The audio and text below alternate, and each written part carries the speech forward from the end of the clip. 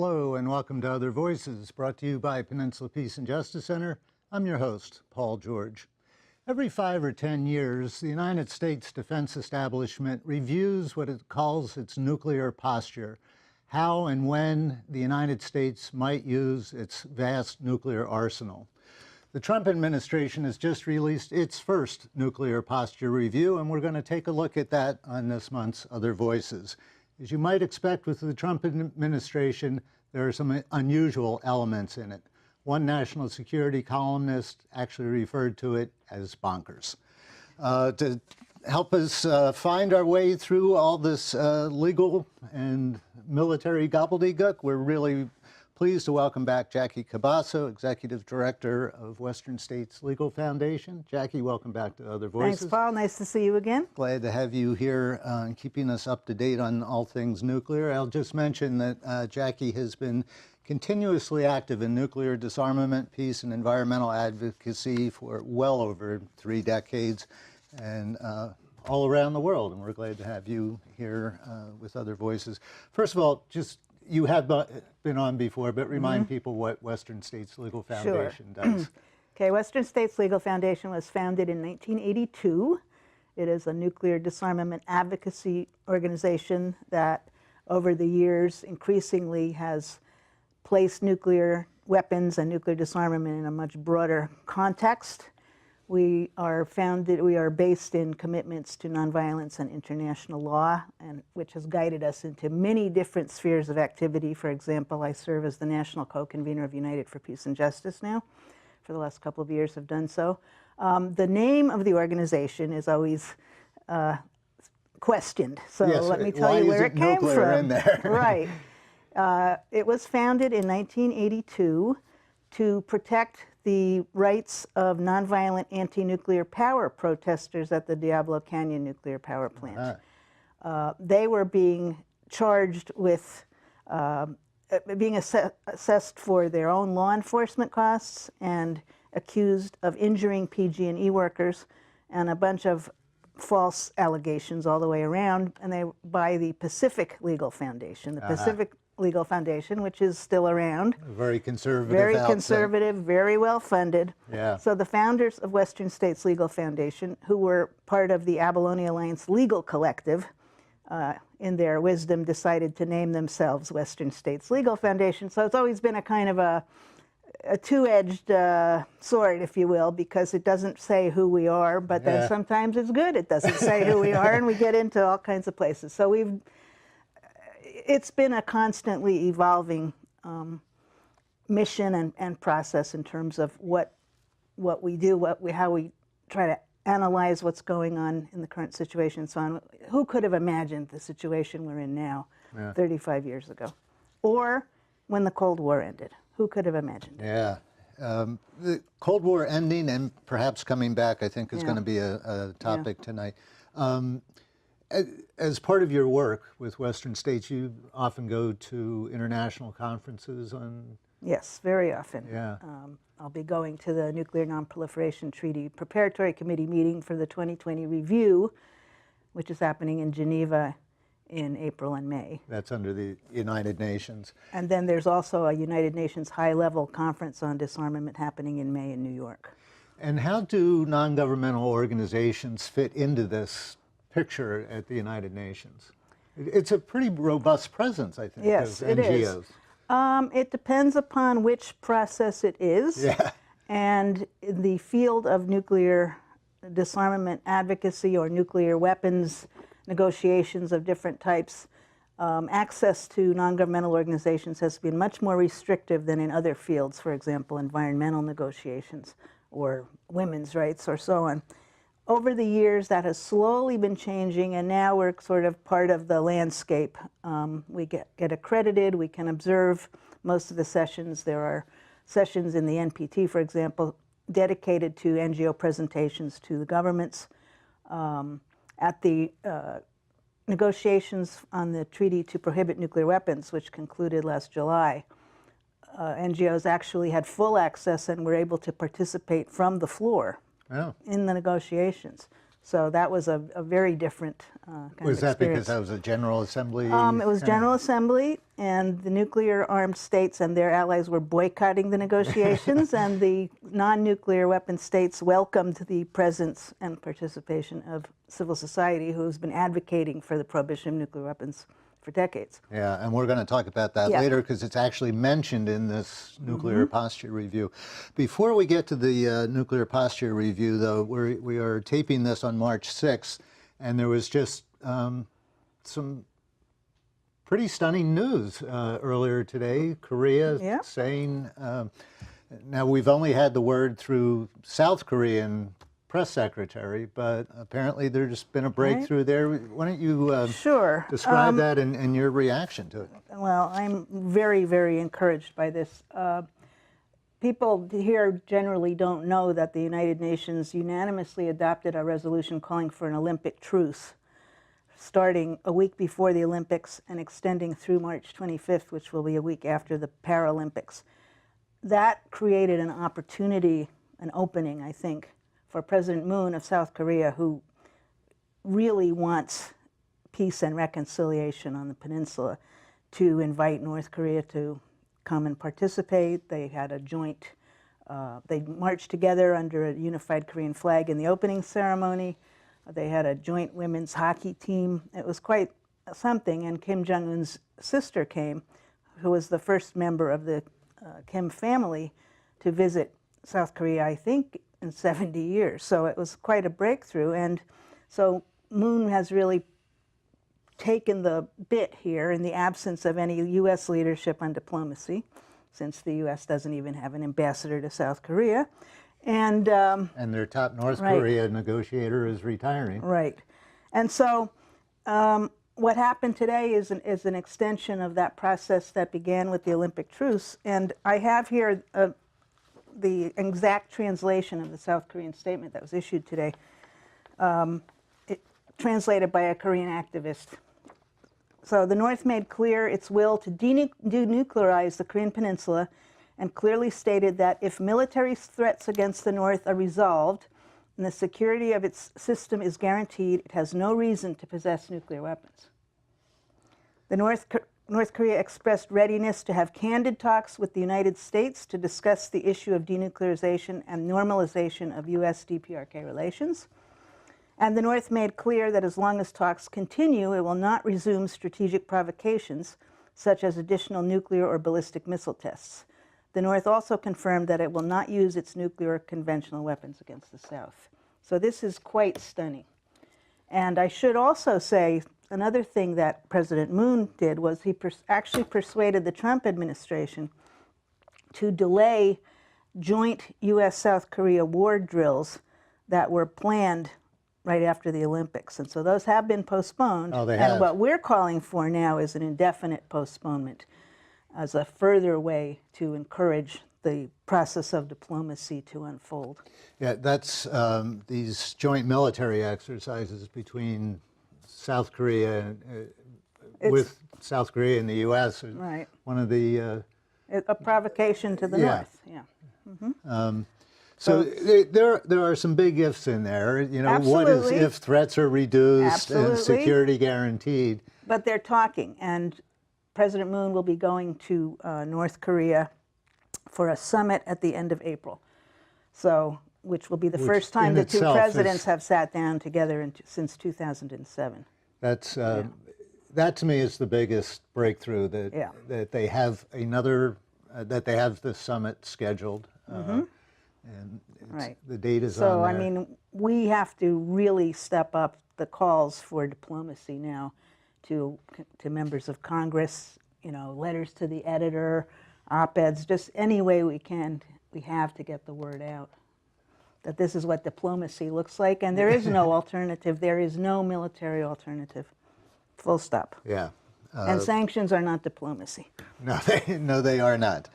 All right. Well, let's get to the nuclear posture review, and I feel like I should be telling everyone to sit up straight or something. But, what are some of the things in it that stand out to you that you can highlight, and then we'll talk about in some detail? Okay, so it sets forth in some detail plans to maintain, upgrade, and modernize and diversify the U.S. nuclear arsenal. It carries forward existing plans to modernize all three legs of the so-called strategic triad, the submarines, the bombers, and the missiles, and warheads that they carry. It adds a new element, a sea-based cruise missile, a previous version of which was actually terminated under Obama. It also calls for near-term deployment of some low-yield warheads on submarine-based missiles, which is a very interesting idea and a very stupid idea, because the submarines are the most protected of all the U.S. nuclear weapons systems, because they're out at sea, nobody knows where they are. If you fire a missile from one, then you are revealing your location. If you fire a low-yield missile, the receiving end doesn't know what has been fired at, and it knows where the submarine is. So it's a really ridiculous and dangerous idea. It also adds a replacement air-launched cruise missile, which will have new military capabilities in that it's a so-called standoff weapon, where the plane flies in and drops the maneuverable warhead, which can go a long distance into, across borders and so on. It describes how the Nuclear Posture Review describes how nuclear weapons might be used in response to nuclear or non-nuclear threats, including cyber attacks, another one of the most alarming aspects of this, really. Yeah, and it actually gives cyber attacks as an example in the review. Right. And it sets out plans and timelines for all three legs of the strategic triad to be replaced with new delivery systems and modernized or new warheads for decades to come. So it is absolutely an anti-disarmament plan in every way. Now also, it includes some serious mischaracterizations and accusations, particularly against Russia and China, which it focuses on now as the main enemy or potential enemy, along with North Korea and Iran, and of course terrorists. So it portrays Russia and China as outstripping the United States in its modernization programs by failing to include current and ongoing U.S. programs. And this was so egregious that the Washington Post gave it 3 Pinocchios, the fact checker. It also makes unsubstantiated allegations against Russia for allegedly violating the Intermediate Nuclear Forces Treaty, charges which Russia denies, but which that began also under Obama. Yeah. And so it paints a picture of this really dark and stormy world with these resurgent tensions among nuclear-armed powers, and proposes the first new nuclear warhead since the end of the Cold War. Incorporating the fear factor, as Right. Trump does in just Right. about everything. Right. Also, I think it's also a PR document for Congress and for certain other countries, because I noticed that the executive summary posted on the Department of Defense website is available in Russian, Chinese, Korean, Japanese, and French. So not too subtle, huh? And if you take a look at it, the document itself, it has pictures and it has pull quotes from generals, distributed around. So it's a very glossy sort of. These are Yeah. high-quality publications that are I mean, it's nothing but it's the a best. sales pitch, but unfortunately, the previous nuclear posture reviews under Bush and Obama, which were initially dismissed by some, particularly the Bush one, as a wish list, actually pretty much provided guidance for the budgets that ensued and the programs that ensued. And we have the same thing now because we have the Trump administration budget request, which is designed to implement the things that we see in the nuclear posture review. Well, let's talk about some of these elements in a little more detail. How about the what will trigger a nuclear response? How substantially different is this from previous reviews? Well, I have to say that, and I should have said this earlier maybe, is that this is the third nuclear posture review. And although the tone is very different, the core substance is very consistent from Bush to Obama to Trump. I mean, and it's upsetting to say that about Obama, but it's true. But that's in the nature of nuclear weapons. So what we're really seeing, and U.S. nuclear weapons policy has been remarkably consistent since 1945, when no matter which party the president is from, Harry Truman, a Democrat, oversaw the atomic bombings of Hiroshima and Nagasaki. So the tone under Obama is quite different. He talks about they talk about the eventual goal of a world free of nuclear weapons. Some of the other rhetoric you're familiar with, but it explicitly rejected the idea that the sole role of nuclear weapons would be to deter nuclear attack, and allowed for other contingencies. It rejected adopting a policy of no first use. By the way, I should say that China, which is such a bad guy in this document, recently reaffirmed its continuous policy of no first use. We will not be the first to use nuclear weapons. They also have about 300 nuclear weapons. So, does any other nuclear state take that position? I believe Pakistan, but no. Russia did, for a long time, had a no first use policy and reversed it about 10 years ago. Yeah. Pretty much has followed the U.S. in its trajectory. The Obama nuclear posture review also declined to eliminate one leg of the strategic triad, the land-based missiles, which has been advocated by all kinds of people, including military leaders. Getting rid of the silo-based missiles? Yeah. So what's the logic behind that? I don't the logic behind keeping it? Or behind getting rid of them? Yeah, just that they're not needed because people, of the air power and submarines? Some of the people like William Perry, the former defense secretary, who's one of the people who advocates that, says that first of all, they serve as targets themselves, that they could be eliminated without lessening any of the nuclear weapons capability provided by the submarines and the bombers. So this has been a topic of debate forever.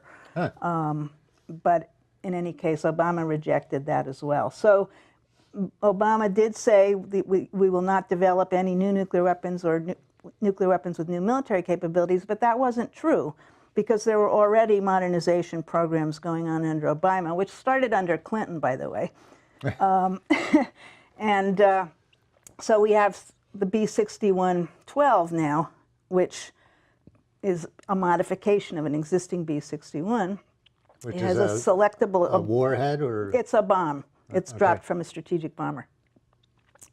It has a selectable yield, so it can go 4 times bigger than the Hiroshima bomb, or very low yield. The same bomb? Yeah. It's got a little gauge Many of them are selectable yield. Really?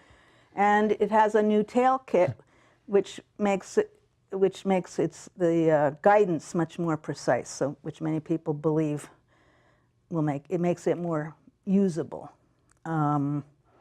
It's designed to be fitted onto the F-35 Joint Strike Fighter, which is a big feature in this nuclear posture review, which is a dual-capable bomber, the most expensive weapons system of any kind the U.S. has ever undertaken, and fraught with all kinds of technical problems.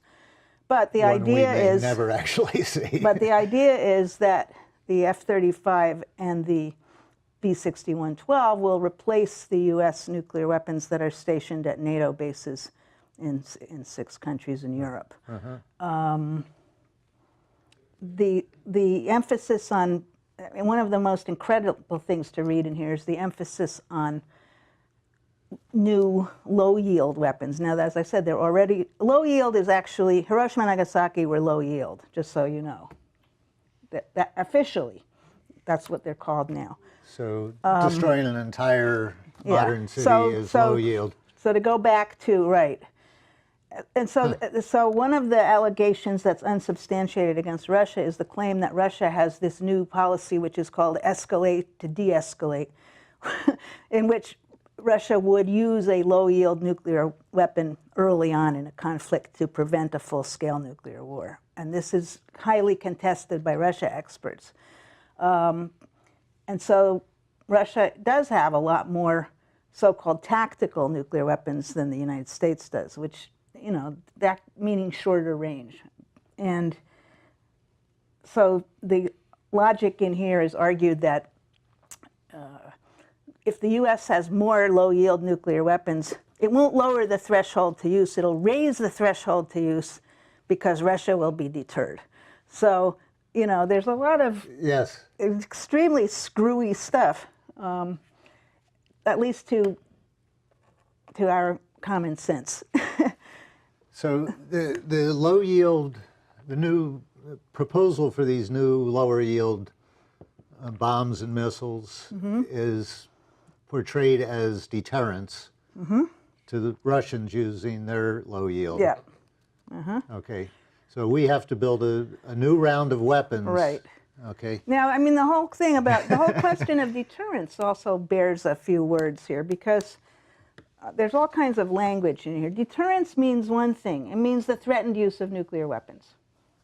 And that, in and of itself, is a violation of the UN Charter. So, but that's what it means. But how do you define it? Well, they're very squirrely. It means whatever they want it to mean. It's any excuse to have a nuclear weapon. U.S. nuclear capabilities cannot prevent all conflicts and should not be expected to do so. But they contribute uniquely to the deterrence of both nuclear and non-nuclear aggression. They are essential for these purposes and will be so for the foreseeable future. Non-nuclear forces also play essential deterrence roles, but do not provide comparable deterrence effects, as is reflected by past periodic and catastrophic failures of conventional deterrence to prevent great power war before the advent of nuclear deterrence. And then there is no one-size-fits-all for deterrence. Consequently, the U.S. will apply a tailored and flexible approach to effectively deter across a spectrum of adversaries' threats and contexts. Tailored deterrence strategies communicate to different potential adversaries that their aggression would carry unacceptable risks and intolerable costs according to their particular calculations of risks and cost. Now, sounds like a long Donald Trump tweet. Yeah, but the thing is that, and this is also consistent under Obama and Bush before, that we have to maintain a credible deterrent. In order for the deterrent to be credible, the threat to be credible, the adversary has to believe that the U.S. would carry out the nuclear attack. And that's why one of the arguments for the low-yield nuclear weapons is that it's more credible to believe the United States would use a low-yield nuclear weapon than a higher-yield nuclear weapon. I see. Yeah. So, I mean, it's very, very, very convoluted, and it's a whole world unto itself, you know? So, and let me just tell you this. Okay. Okay, I mean, this is really important to understand. Deterring nuclear attack is not the sole purpose of nuclear weapons. They contribute to deterrence of nuclear and non-nuclear attacks, assurance of allies and partners. Now, here's another argument that you're going to love. Because the United States has defense agreements with about 30 countries promising to protect these countries, including through its nuclear deterrent, the U.S. is preventing these other countries from acquiring nuclear weapons and therefore contributing to nonproliferation. Achievement of U.S. objectives if deterrence fails. So that means using the nuke. Yeah. And capacity to hedge against an uncertain future. And this is where all the stuff like cyber attack and all of that stuff comes in. Yeah. So this this document calling for possible use of nuclear weapons in response to a conventional attack on civilian populations, I think it said, or cyber attacks. Or chemical or biological weapons. Is all of that or some of that or none of that new from previous reviews? It's a more expansive list. They all have wiggle room, though, you know. But the cyber attack is a new one, and as I said, to me that is very alarming because we've experienced a lot of cyber attacks. I'm sure the United States engages in them all the time. Yeah. I mean, countries do, and non-state actors do, and who knows where they're coming That's from, right. and who are you going to nuke? I mean, it could be an excuse to nuke anybody who's on your hit list if you experience a cyber attack from some third party. It's a very disconcerting idea. And with nothing to blow up and go on the evening news, average people won't even know what the cyber attack. Right. If it was. Yeah. No. It's quite alarming.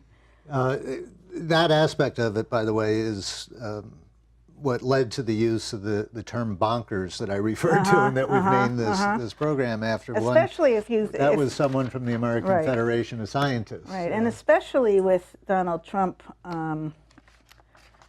in the presidency and having sole authority to launch nuclear weapons. Although it's never been safe in anyone's hands. That's true. As long as they are around. You mentioned, this is something I had missed in my research, but you said there's text in here that refers directly to the Non-Proliferation Treaty and the recently adopted Yes. disarmament agreement that you were talking about at the United Nations. Yes. So let me just take a minute to talk about the Nuclear Non-Proliferation Treaty. I know some of you know all about it, but just the basics. This Nuclear Posture Review has a whole section where it talks about the central importance of the Nuclear Non-Proliferation Treaty in preventing the spread of nuclear weapons, and how the United States is fully adhering to it and is committed to it and so on.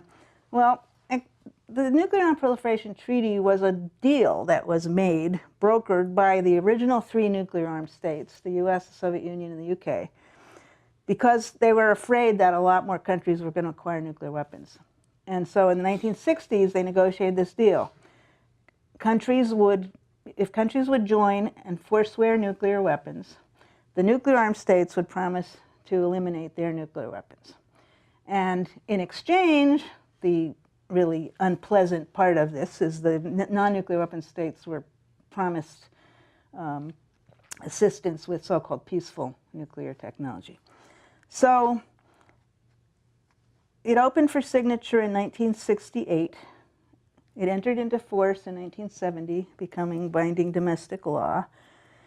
And now a total of 190 countries have joined, although North Korea withdrew some years ago in its supreme national interest, including the 5 original nuclear-armed states. So more countries have ratified the NPT than any other arms limitation or disarmament agreement.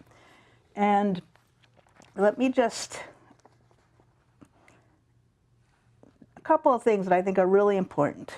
In the preamble, it says, desiring to further the easing of international tension and the strengthening of trust between states, in order to facilitate the cessation of the manufacture of nuclear weapons, the liquidation of all their existing stockpiles, and the elimination from national arsenals of nuclear weapons and the means of their delivery pursuant to a treaty. Recalling that in accordance with the Charter of the United Nations, states must refrain in their international relations from the threat or use of force against the territorial integrity or political independence of any state or in any other manner inconsistent with the purposes of the United Nations, and the establishment and maintenance of international peace and security are to be promoted with the least diversion for armaments of the world's human and economic resources. Article 6 of the NPT. Binding U.S. law since 1970. Each of the parties to the treaty undertakes to pursue negotiations in good faith on effective measures relating to cessation of the nuclear arms race at an early date and to nuclear disarmament, and on a treaty on general and complete disarmament under strict and effective international control. When the treaty was evaluated and extended indefinitely in 1995, one of the principles and objectives agreed to by all the countries there, including the U.S., the determined pursuit by the nuclear weapon states of systematic and progressive efforts to reduce nuclear weapons globally with the ultimate goals of eliminating these weapons. In 1996, the International Court of Justice unanimously found that there exists an obligation to pursue in good faith and bring to a conclusion negotiations leading to nuclear disarmament in all its aspects under strict and effective international control. And in 2000, the first year the treaty NPT was reviewed after it was extended, they are committed to an unequivocal undertaking by the nuclear weapon states to accomplish the total elimination of their nuclear arsenals leading to nuclear disarmament, to which all states parties are committed under Article 6, and the principle of irreversibility to apply to nuclear disarmament, nuclear and other related arms control and reduction measures. Now, this nuclear posture review does not mention that there are disarmament obligations under the NPT. Only nonproliferation. The two are tied at the hip. I mean, that's so. And doesn't it also directly attack the recently? Yeah, let me get to that, because this is kind of amazing. Because that's kind of a sin of omission. Yeah, right.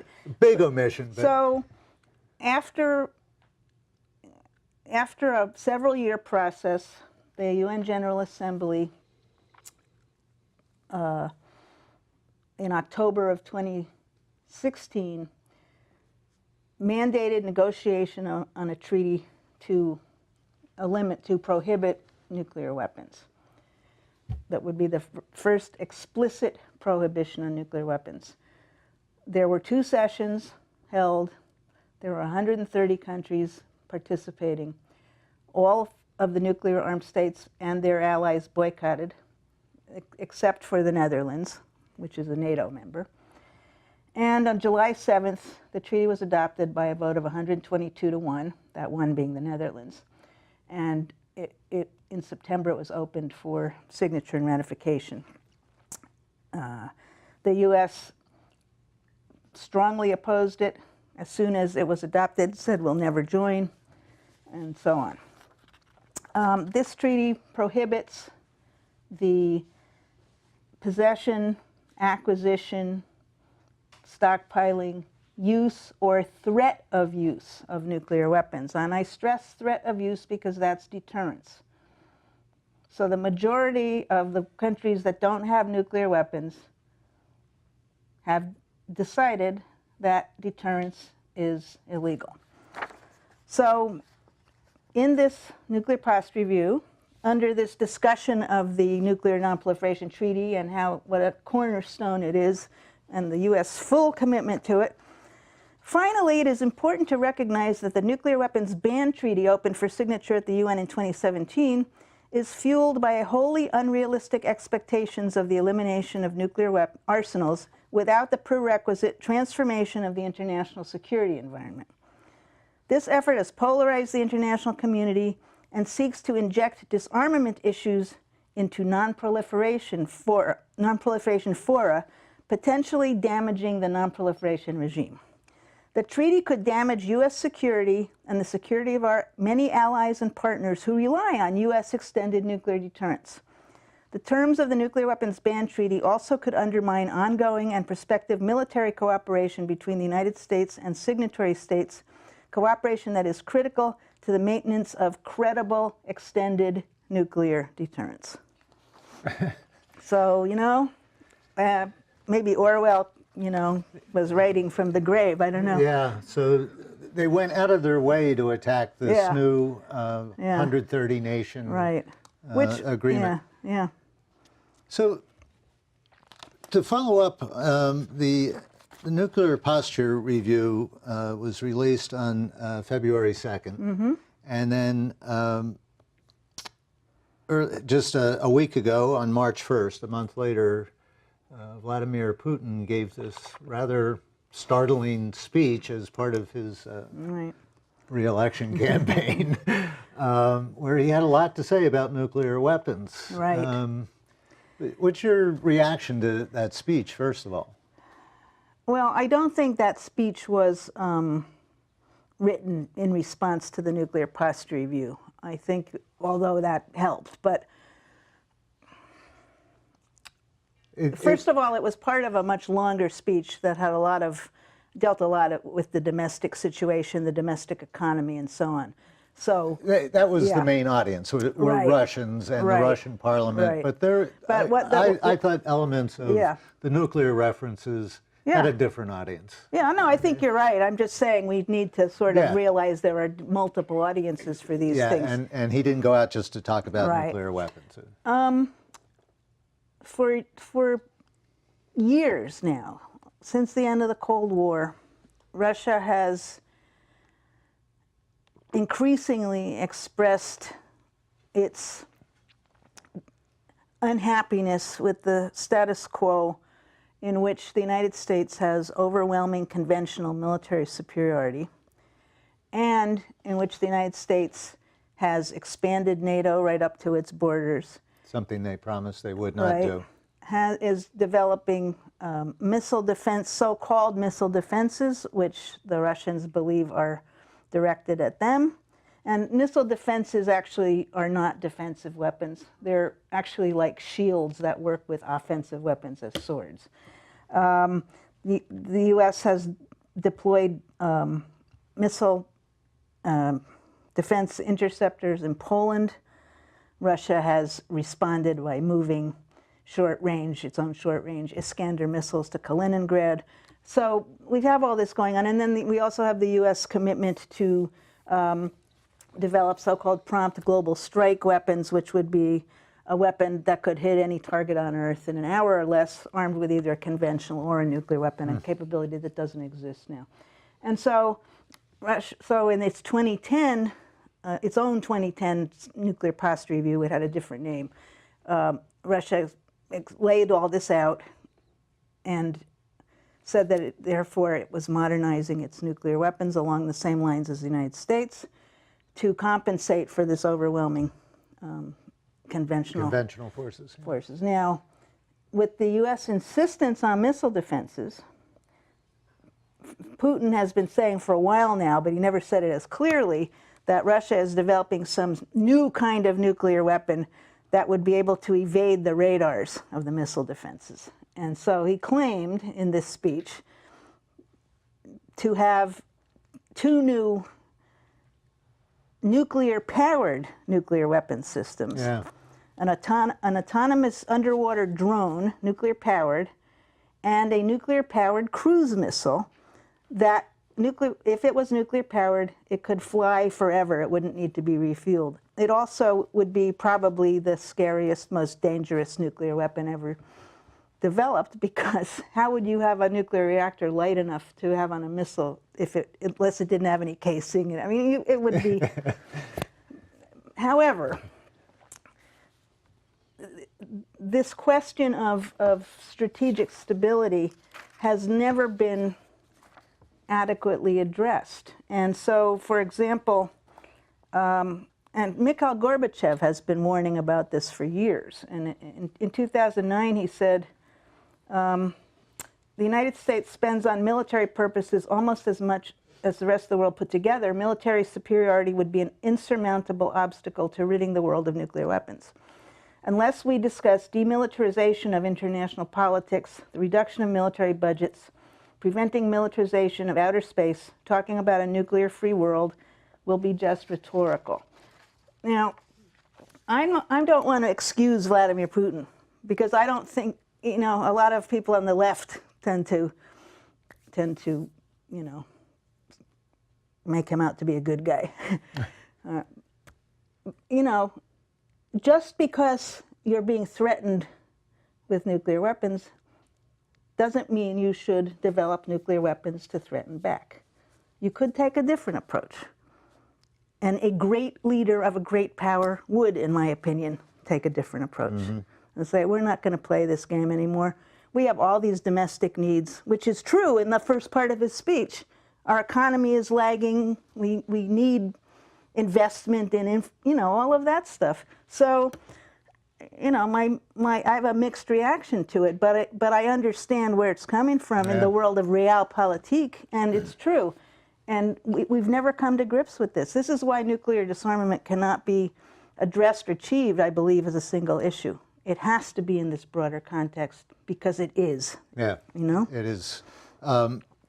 Does this rhetoric going back and forth, the review and Putin's speech, indicate a renewed arms race of any sort? Yeah, I think so. But I think it's been underway for a while. Yeah.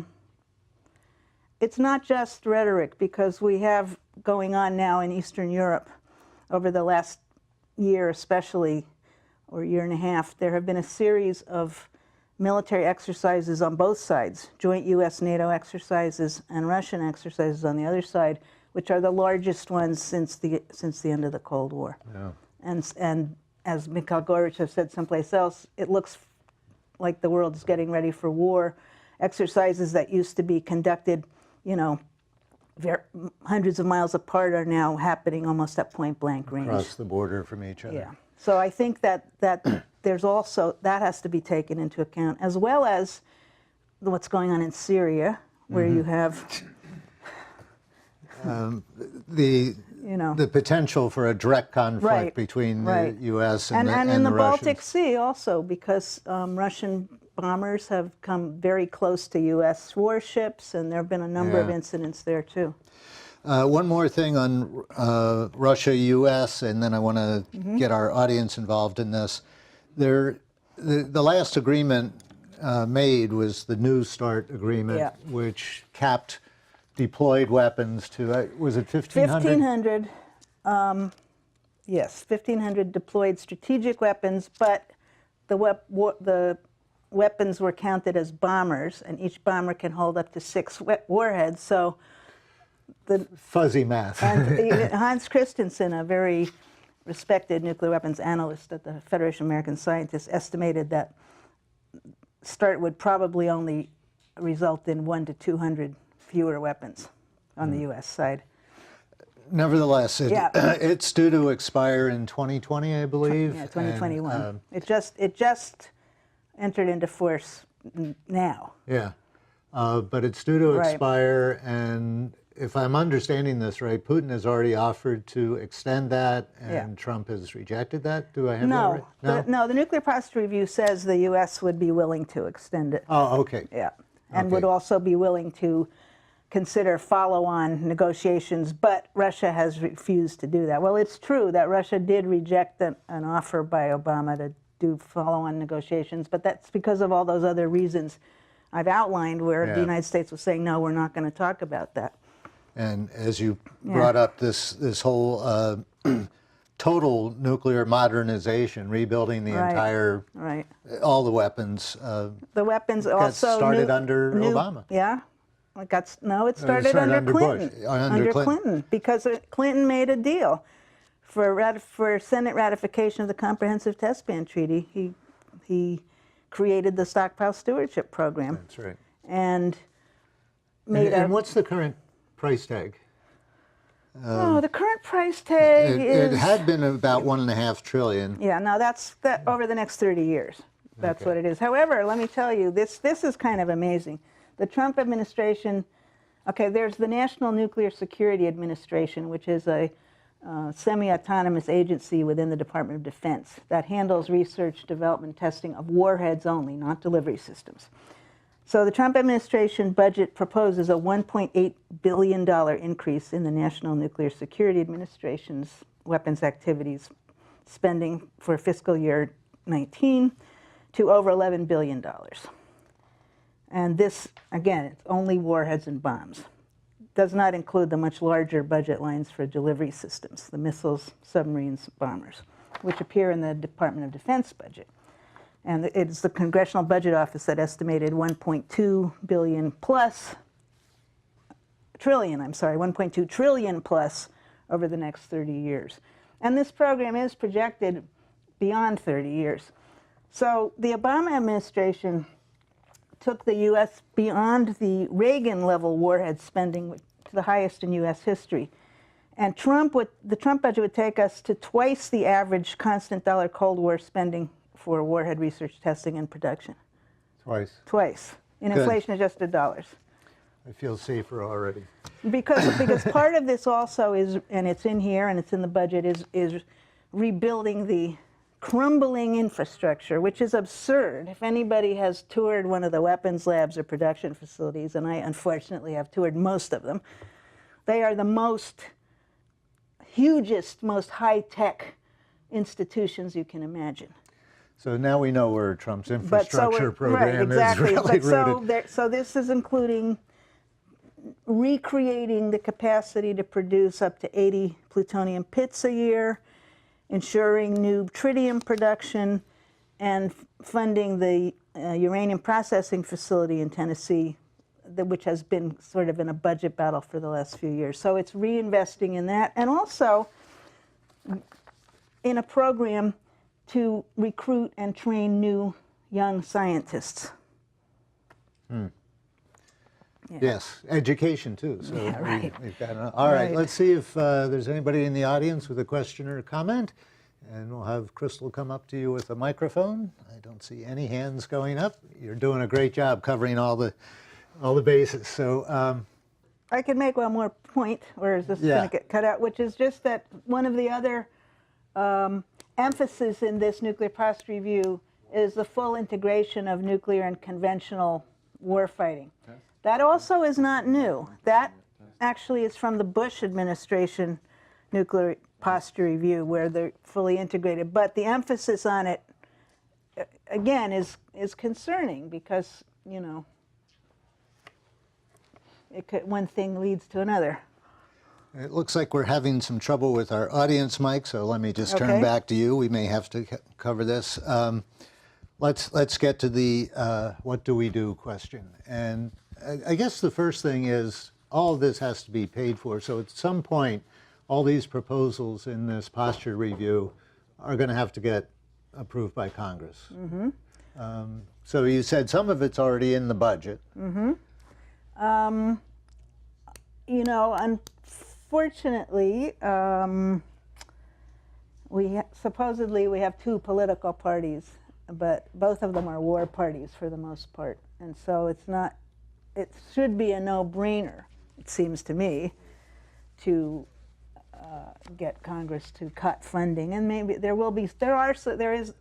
is an attempt. There's legislation that was introduced by Ed Markey called the Smart or Sane Nuclear Act or something. But smarter approach to nuclear expenditures, the SANE Act. Yeah, but I don't like that one because it's not there's no reference to disarmament being the goal. There's no larger context for it. It's just that we can accomplish the same military objectives with a smaller arsenal, could save some money, and I don't think that's helpful. And I do want to mention that if any of you have recently contacted our local Congresswoman Anna Eshoo about the nuclear posture review, her response to constituents, and this is a letter that just arrived this week, she goes to the trouble explaining at the end that she has signed on and will be voting for the Smarter Approach to Nuclear Expenditures Act, H.R. 2668. So a good response to her might be what Jackie just said. Yeah. This doesn't really change the nuclear posture. It just keeps the posture, it just spends less money on it. I mean, for example, if I'm remembering correctly, there are currently 14 Ohio-class nuclear submarines deployed. And the nuclear posture review talks about replacing them with 12 of a new kind. And this bill calls for 8. Yeah. You know. Okay, our audience mic is working. Do you want to get your question again? And I was trial counsel and appellate counsel on a nuclear weapons trespass case at Lockheed in 1979 that resulted in the decision in Ray Weller. You've been arrested, I think, 30 or 40 times, according to Paul's blurb. And I'm just curious, At least 50 times. Have you ever successfully been able to get the defense of necessity or the Nuremberg principles in front of a jury in all those 40 times that you've been arrested? Nope. Okay. And I haven't had 40 trials. No. No. Basically, no. And Paul, can I try the second question, which I started on? But that's how I learned this, because I was a defendant. I understand. Be quick. Okay, so Very quick. we've got two bullies. We've got the United States and we have the Soviet Union. Do you propose Russia. unilateral disarmament in the United States in the face of the bully on the other side? No, I don't think that's even remotely realistic. It's not a very strategic approach. I support U.S. leadership in negotiations with the other nuclear-armed states. So you support us continuing to have a nuclear weapon arsenal until the No. Soviets disarm? No, I don't. If it was up to Russians, I me, should say now. no. If it was up to me, I would get rid of them all immediately, which actually isn't physically possible. But I think that's really a straw man question. I mean, it's such a hypothetically sure. Yeah, I support unilateral disarmament, but that's Okay, not, fair enough. Fair enough. Yeah. I also support, no guns. I would just mention as a follow-up to his first question that I was found not guilty once out at Livermore for sitting in the driveway, because when I went to trial, they had reduced the charge from a misdemeanor to an infraction, which was walking on the wrong side of a country road. Right. So my lawyers got up and said, they've only proved my client was sitting in the driveway, not walking along the road. Not guilty. Sure, there are good things like that. But let me just say, okay. We've got about 6 minutes left, so Okay. there's some good stuff going on in the California legislature actually related to this. Yes, there is. This is very interesting. So first of all, there is legislation in the House and Senate called the Restricting First Use of Nuclear Weapons Act of 2017, which would require a specific authorization by Congress for first use of nuclear weapons, consistent with the U.S. Constitution. And that has 73 members of the House of Representatives and 13 senators. And Feinstein and Eshoo are both sponsors of that, but Kamala Harris isn't yet, so that would be one thing. And in the Senate, that's SR 200, if anybody's taking notes or watching this. And in the House, it's HR 669. Right.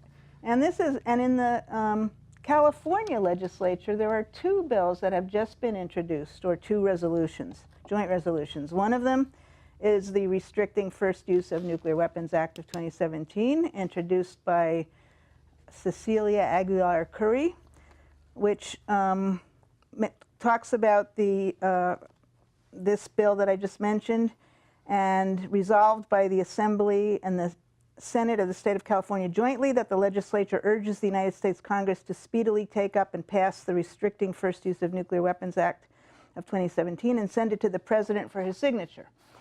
And that was just introduced January 30th.